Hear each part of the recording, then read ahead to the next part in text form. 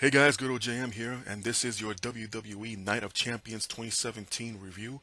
The show just went off the air about 10 minutes ago, marking just before a quarter to 11 Eastern Standard Time, so pretty early.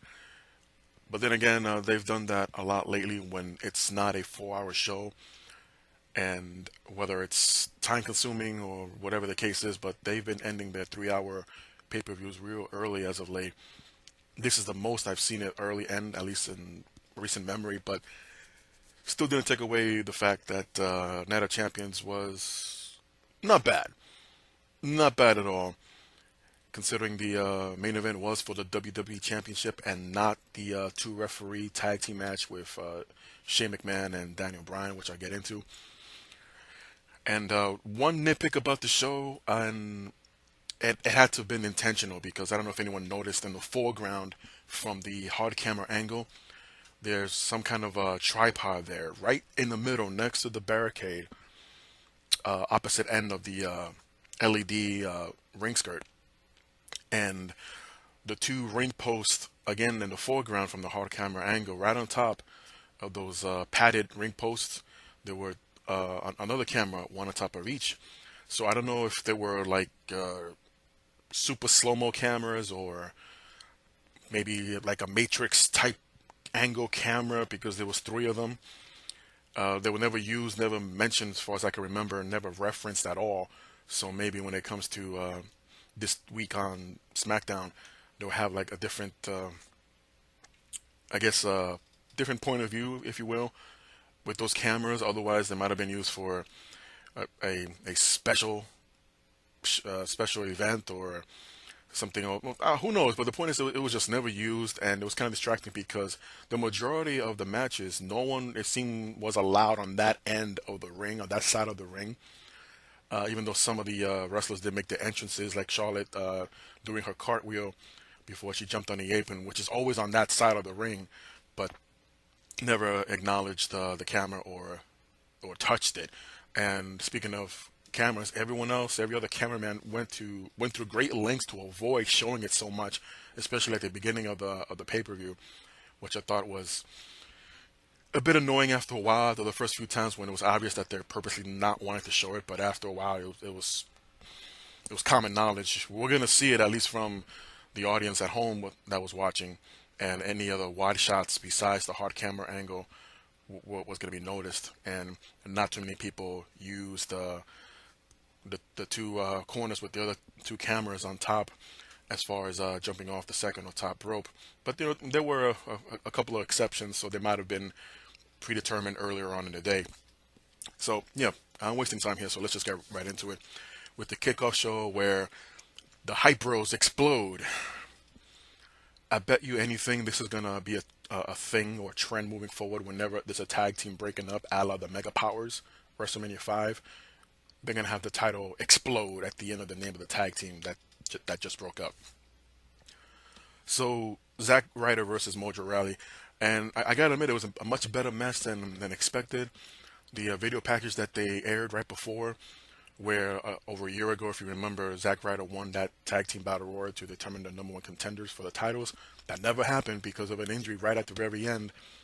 Ryder suffered a knee injury, and then fast forward to this year's WrestleMania, where Mojo Rawley won the Andre the Giant Memorial Battle Royal, ironically eliminating Jinder Mahal at the end.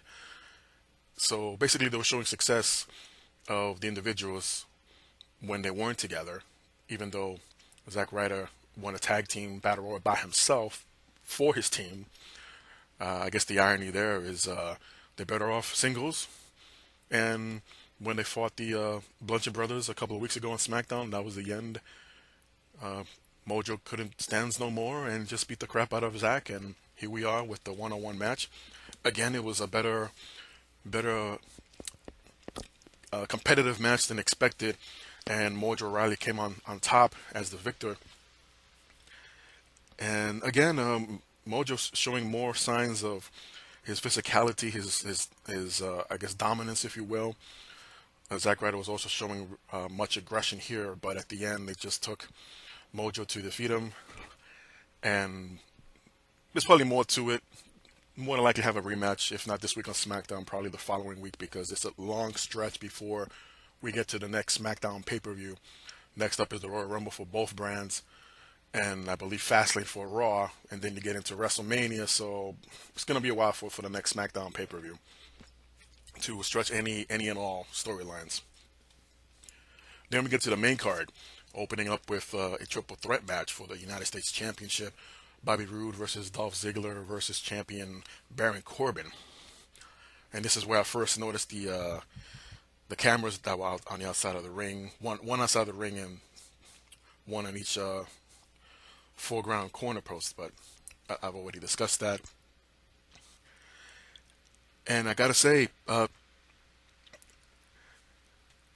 it was basically Corbin against the world, because for the first half of the match, it was Roode and Ziggler trying to topple down the bigger man of the group and try to dominate the champion by throwing him out of the ring, having Bobby Roode and Ziggler wrestle each other in the meantime. But by the end, at the end of the day, or at the end of the match, Roode was being set up for a end of days by Baron Corbin. And from behind, on the far side of the ring, came Dolph Ziggler hitting the zigzag on Baron Corbin while still holding Bobby Roode in midair. So basically, two birds with one stone, taking out both Roode and Baron Corbin. And Dolph Ziggler sneaks in for the pinfall and gets the 3 count, making Dolph Ziggler the new United States champion coming out of this pay-per-view. And I guess, if you remember earlier in the year, there was some stories of Ziggler in the doghouse, wasn't getting along with creative, he was getting upset and frustrated. Whether there was any accord or credit to those stories, I think at this point they're redundant, because Dolph Ziggler is now the United States champion, and it'll be interesting to see if Baron Corbin will invoke his rematch clause this week and then just move on from there and maybe get into a feud with Bobby Roode, which was expected the feud to have when Bobby Roode was called up to the main roster on SmackDown. The tag team championships were defended in a fatal 4-way of sorts, but it was interesting because usually they change the rules the rules the day of, and you're not always too sure if it's going to be a 4 corners tag team match and only 2 wrestlers in the ring going at it, and they could tag anyone they want. No, in this case, it was a fatal 4-way Texas Tornado style match, and the only thing missing was being a elimination type of match, but it wasn't, meaning that one team would occupy one corner while their partner will wrestle in the ring with 3 other competitors. So in the old days, when all 4 men were in the ring at the same time of 2 tag teams, it was called a Texas Tornado match, basically a mini battle royal, but you just had to win by pinfall or submission. And it was a slow start at first, considering who were involved, that being Rusev and Aiden English, against the New Day, against Shelton Benjamin and Chad Gable, and against the Usos, who were defending the titles. The New Day coming out, were passing out what looked like to be cookies or some kind of pancakes of sorts to the fans. They had like a cookie tray and passing around food, which I thought was humorous, going along with their Bootios. Only this time, I guess they're moving up to more bakery goods, that being of cookies or maybe some kind of pancake style of treats. But anywho, the match turned into a Texas Tornado match, as mentioned, and then all of a sudden, like, everyone just fell out of sight, and it was down to Big E and one of the Usos. I still have difficulties telling them apart, but I believe it was Jimmy. Let's go with Jimmy, and that was the kickoff to the rest of the match, where everyone will get their spots in, everyone will get their moves in, and this falls again to not being allowed on the foreground side of the ring, or the dives or the over the top rope maneuvers were used by the entranceway, which makes sense because there's a lot more room on that side, and considering how many guys were involved in this match, if they ever did like a scuffle or like a like a bowling ball pin type of scenario where everyone falls all at once. You got all that space to play around with, and and everybody, not everybody, but half the guys took a dive. The Usos, of course, Kofi, who was teaming up with Big E representing New Day, of course, had to get his suicide dives in there. And surprisingly, not really, but didn't think it would pick up on camera much. But there were a lot of chants of Rusev Day, and it looks like it's picking up. It's getting over, especially. And I mentioned this earlier on the BKC Radio Network podcast. You know you're over once you get a T-shirt out of a gimmick, or out of something that just came out of thin air. And now Rusev is sporting a Rusev Day T-shirt, and it's already printed on his tights. So they got something there, and hopefully it'll go along with it. They being creative, and have something for Rusev and Aiden English later on, if not sooner. So, as I mentioned, everyone takes a dive outside. Rusev Day chants, of course, and there was at one point a double pin, which made absolutely no sense, and the referee counted anyway. Big E and Jey Uso were pinning their opponents, and at the same time, the ref counted anyway. And at that point, I'm wondering, what if the referee counted 3? It's not like it wasn't like an elimination match, as I mentioned. So, what point would that have proven? Making up the rules as they go along, I guess. As I wrote down on my notes here, WTF. But I think the MVP of the match, if not the night, was or should go to Chad Gable. At the end there, he just went, for lack of a better term, suplex city on everybody. He would basically throw them into a corner. He'll follow up right behind and have a waistlock, roll back, only to scoop them up and in a German suplex position and just drop them on the back of the heads. He did this to everyone, including Big E, which, as many of you know, he's a big man. He's a big dude. And Chad Gable impressively picked him up, held him off his feet just for a few seconds, just long enough to muscle him over, but wasn't enough to get the pinfall. But at this point, the Usos were recovered because they were out of sight after those suicide dives to the outside.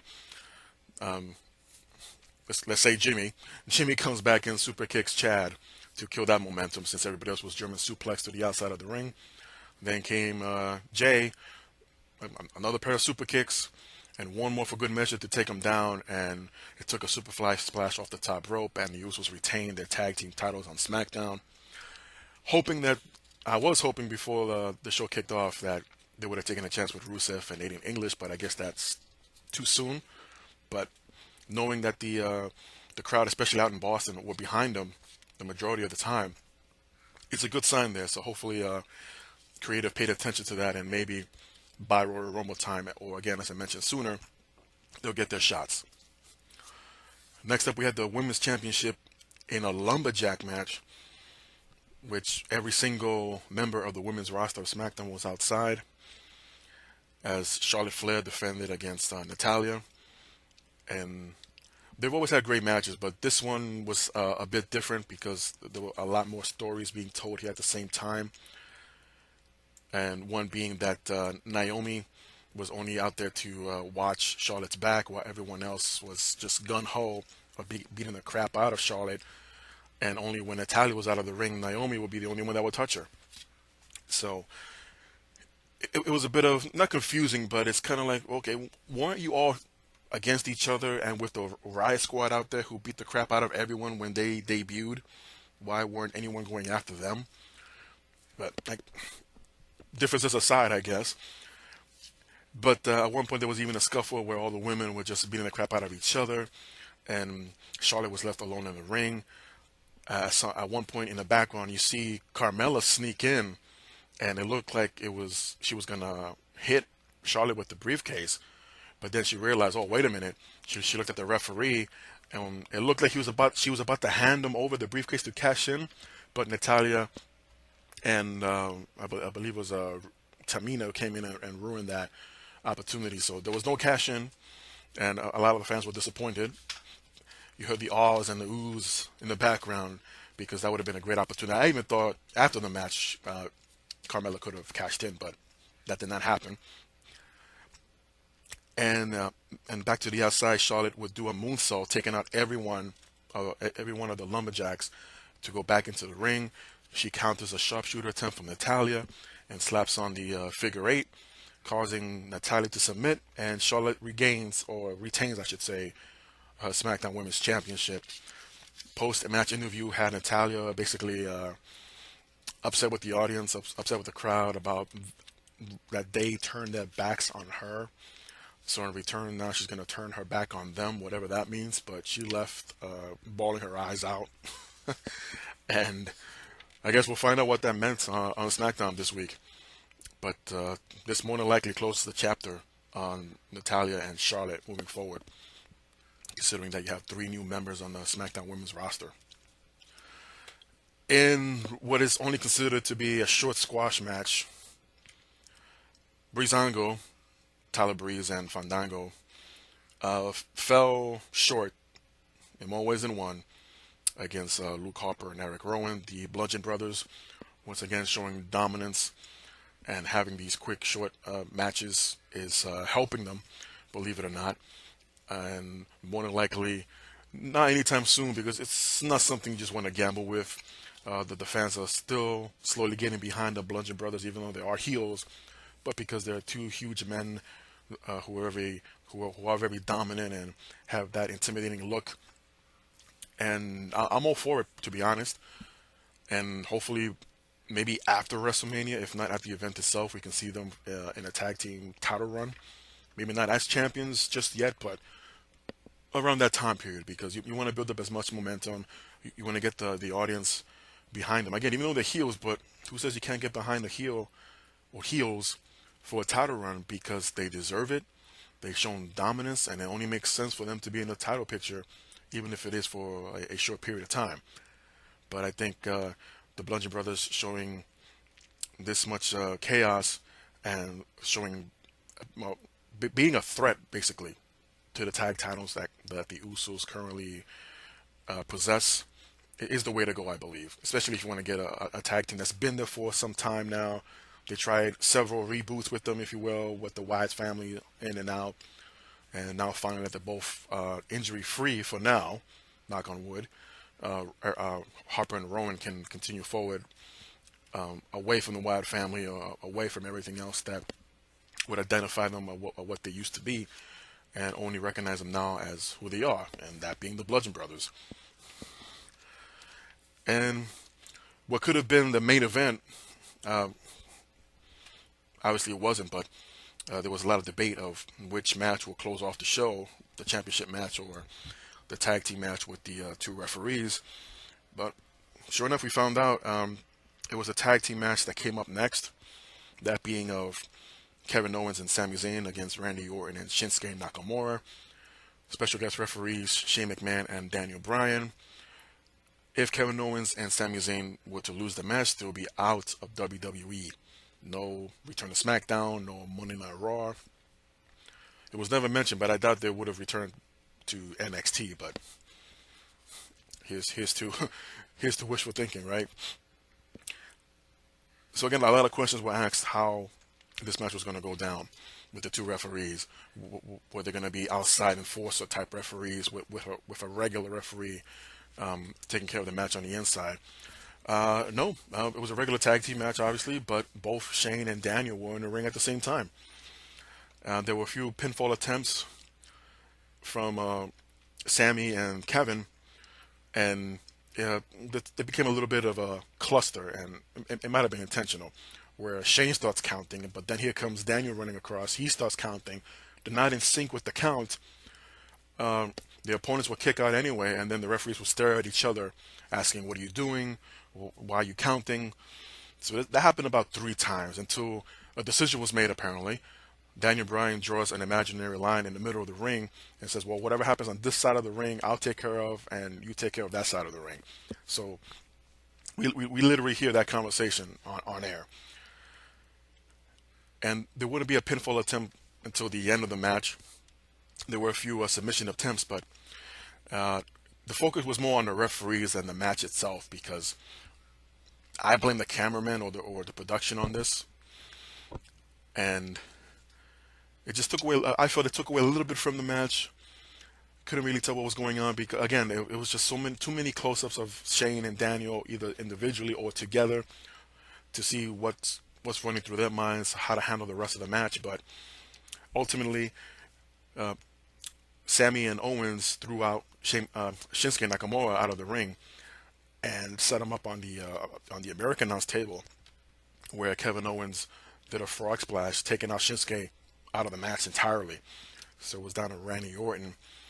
Sami Zayn will try to do a sneak attack on Orton back in the ring, and Orton will pull out all of his signature moves, the DDT from the second rope from the outside of the ring, his scoop power slam, and eventually hit an RKO. But when Sami Zayn was hit by the RKO, Randy Orton is covering. Shane begins to count. Now, Kevin Owens is still recovering on the outside after the frog splash. Bryan is just standing there. He's looking at the count. He's looking at Owens and back and forth. And I don't think we were meant to see that. But whether it was just a little bit off, and from Randy Orton and Shane McMahon's point of view, they didn't see it coming, where Kevin Owens pushes Daniel Bryan into Shane McMahon, tripping over him, stopping the count. So, of course, Shane and Randy get up, trying to ask Bryan what he was thinking, what he was doing, and Bryan is there in the corner trying to defend himself that it wasn't him. So, in the confusion, Sami Zayn rises up, but gets hit again by another RKO, but starts rolling towards the ropes, and Randy goes for another pinfall attempt. Kevin Owens broke up that count. And then in the confusion, to get Kevin Owens away, Sami recovers. He rolls up Randy Orton. Shane McMahon goes down for the count and literally screws Sami Zayn, meaning that he counts to 2 and does not count the 3 count. So everybody's booing. Daniel Bryan's now getting upset, looking at Shane. What are you doing? Why aren't you counting? Shane, with this smirk on his face, didn't think it was a big deal because he's trying to get these guys fired. He wants them out of SmackDown because of what happened at Survivor Series. So more confusion. Randy Orton tries to get up, attack Sami Zayn, and this is where things get interesting. So, oh my goodness. So after another RKO attempt, Shane McMahon stops the count, of course, as I mentioned. And Daniel and Shane continue arguing. Shane walks away. At this point, Randy, who just got back on his feet, gets rolled up again by Sami Zayn. Daniel drops and does a fast 3 count while Shane tried to break it up, but it was too late. The referee, Daniel Bryan, hit 3. The bell rang, and Sami Zayn and Kevin Owens keep their jobs. So complete chaos, complete confusion, as not intentionally, but Daniel Bryan was seen leaving the ring with Owens and Zayn, but just at the bottom of the rampway, Bryan just stood still. You know, he maintained his position there, and we saw the two heels walk away victorious and glad that they kept their jobs. But obviously, there's something there between Shane and Daniel that obviously has been building up for some time now. And the commentators were just as chaotic as the match was, asking all these crazy questions. What is Shane going to do? How is Daniel Bryan going to respond? What's Randy Orton going to do? And poor Shinsuke still laid out through the table over there. So I think it's coming down to Shane, Daniel, Kevin, and Sami. Interesting to see how the Royal Rumble will play out, if they'll have a match themselves again or being involved in the Royal Rumble match itself, because the stipulation, for all intents and purposes, has been removed off the table. They're keeping their jobs. So I think Shane McMahon has to come up with something else to try to get rid of them again. And I think this time Daniel would interject himself. But we'll see. We'll see how it goes. Main event time, as AJ Styles defends the WWE Championship against Jinder Mahal. And Jinder Mahal's rematch, finally, after dropping the belt back on SmackDown when they were touring London, was taken out of Survivor Series. and basically invoked his rematch clause after the match with Brock Lesnar. And well, here we go. And surprisingly, the Singh brothers were not a factor until like maybe the last couple of minutes of the match. It was during an interview. Jinder and the Singh brothers were saying that Jinder was going to do it on his own. You're not going to see any interference from the Singh brothers, but of course we all know what that meant. But they kept to the word for the most part. And the story here was Jinder was working AJ Styles' ribs, preventing him from picking up for the Styles Clash. And the opposite was the story that AJ was doing, working on Jinder Mahal's knee to apply the calf crusher. And the majority of the match was all Jinder Mahal. He had the height advantage, he had the strength advantage, tossing AJ around all over the place, hung him a couple of times on the top rope, continuing the injury to the ribs. So again, it was just so notably how they were avoiding the foreground side of the ring. But this is where the Singh brothers interfered after AJ Styles hit a 450 splash off the top rope. Here come the Singh brothers. They pull out, or they were trying to pull out Jinder Mahal out of the ring, and basically it became a tug of war as AJ was trying to pull him back. So once the Singh brothers release him, AJ comes out of the ring. He phenomenal forearms one Singh brother, and then the Styles clashes another outside the ring. So the Singh brothers were done at this point. So going back into the ring, AJ attempted another phenomenal forearm on Jinder. He missed. Jinder then applies the Khallas. AJ kicked out. Jinder tried again another Khallas, but from the second rope. But this is where AJ countered. He drops Jinder off the second rope, and Jinder counters into a shell shock a la Ryback. Didn't see that one coming. I believe Ryback and Jinder were at one point workout buddies. I don't know if they still are, but it was real interesting to see that maneuver pulled off. The commentators never called it, but it was clear as day. It was a Ryback shell shock, but AJ kicked out anyway. So after another attempt at a Styles Clash, Jinder wiggles out. Jinder tries another Khallas attempt, but only was kicked in the knee, was dropped down, and AJ Styles rolls into a calf crusher. And if this was left on, this was applied for a good few minutes. Of course, Jinder is so tall, he's so long, and went for a rope break. But interestingly enough, AJ maintained a calf crusher with his legs, only to reach over to Jinder's torso and roll him away from the ropes back into the center of the ring, applying more pressure. Jinder taps out. AJ Styles regains and is still the WWE champion. There was some concern locally out here in the Tampa Bay area, as on December 30th, there's going to be a live WWE event at the Amalie Arena, if I'm pronouncing that right, out here in Tampa. During Monday Night Raw this past week, they were advertising the matches, obviously, but they were kind of different. At first, there was going to be a fatal four-way match for the U.S. title, where it was going to be Sami Zayn, Kevin Owens, Baron Corbin, and AJ Styles as champion walking in, defending the title. Obviously, that wasn't the case, as Dolph Ziggler was the one walking away tonight. And the main event for the live event would have been a WWE Championship match between Jinder Mahal defending against Shinsuke Nakamura in a steel cage match. Of course, they say cards are always subject to change. And of course, I mentioned this earlier in the BKC Radio Network podcast. It might have been an outdated card because it looked like it was very similar to the shows that they were running during the summer when Jinder was the champion and he was feuding with Shinsuke at the time. So either it was an outdated card or there could still be changes between now and December 30th.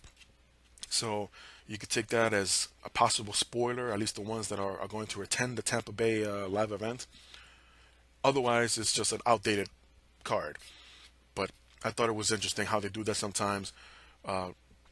During Raw or SmackDown, they would show a local commercial and they announce all the matches and how different they are from the upcoming pay-per-view. and it's not always the same champions. It's not even always the same challengers. So I thought that was interesting in a good way. But considering the outcomes of tonight's pay-per-view, Night of Champions, that may not be the case. But there's still time. Hopefully not. We'll see. But yeah, all roads lead now to the Royal Rumble. Brock Lesnar is scheduled to return to Monday Night Raw tomorrow night to address who his challenger or challengers will be at the Royal Rumble, as there was no winner determined between Kane and Braun Strowman this past week on Raw. So for all we know, we might end up getting a triple threat for the Universal Championship at the Royal Rumble. And they should be announcing participants or having qualifying matches, who knows, leading up to Philadelphia for the Rumble. And as I mentioned earlier, there's not going to be a SmackDown pay-per-view for quite some time, so whatever angle storylines they got going now, they're going to stretch it out even longer with what Raw's been doing since Survivor Series. They had no pay-per-view this month, as they toned down the double duty pay-per-views a month. I believe the last one was earlier in the year. I just can't remember the names of it, but they cut back, I should say, on the double pay-per-views a month. I guess it saves them money, saves them trouble, and it makes sense because it's just sometimes too much to catch up with. So on that note, there is your Clash of Champions 2017 review out of Boston, Massachusetts, and it was a pretty good show. Can't complain. A lot of good matches came out of it. The one surprise was the Mojo and Zack Ryder for me, considering how competitive it was. If I didn't say it before, I would give the MVP award to Chad Gable for his performance. Hopefully somebody was noticing. And interesting, I guess, double main event. We'll see where things go between Daniel Bryan and Shane McMahon. Will Bryan be cleared to return to the ring? Is Shane McMahon going to be his first opponent on his way back? Who knows?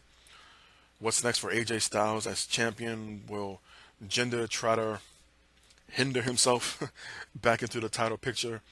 All these questions will hopefully be answered in the next couple of weeks, as once again all roads are heading back to WrestleMania. It's unbelievable that we're near at the end of 2017 and starting over with the Royal Rumble.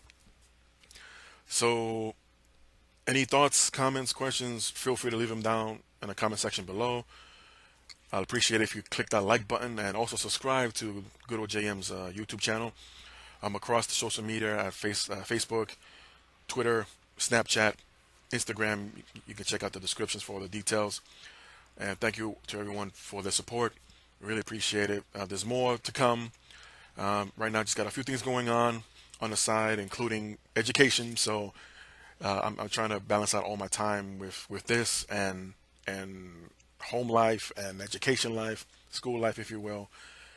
So one thing at a time. And I'll definitely continue doing these reviews as they go along. I'll try to get a movie review up this week, as I saw Star Wars Last Jedi Friday morning, and hopefully to have that up there pretty soon. So once again, thanks everyone for their support, and until next time, it's Good Old JM. Be good, be safe, and good night.